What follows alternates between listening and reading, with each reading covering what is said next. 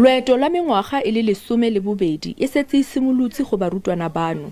Ka menyebo, ba ikemiseditse go ithuta ebile ba itumeletse go kopana le mokhuduthamaga.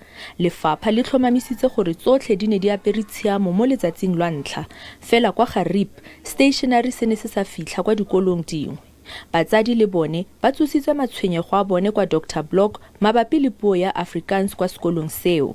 Lefapha lware le tlile go tlhoma mogopolo wa lone go thuto ya motheo go netefatsa gore barutwana ba siametse go ya kwa dikolong tse digolo.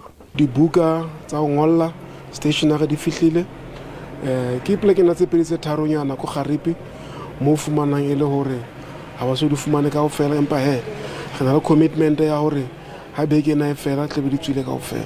Sekolo sa re se motlotlo gore mokhuduthamaga o se etetse. Mogokgo a re ba ikemiseditse go thusa lefapha go bona dipholo tse dintle. Empaneng ha o ka sheba diponelong pele tsa rona kapa dipeelong pele tsa rona re na le peelo e reng excellence ka mantswe a mang ho sebetsa ka makgethe kapa ka katoloso e fetisisang.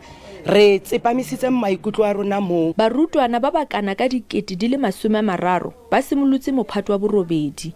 Go sa le jalo, lefapha lwa re le tla tlhabolola dipalopalo tsa barutwana ba ba ikwadisitseng fa e sena go bona palo ya ba ba ikwadisitseng morago. Kamogelo Siekwi, SABC News, Bloemfontein.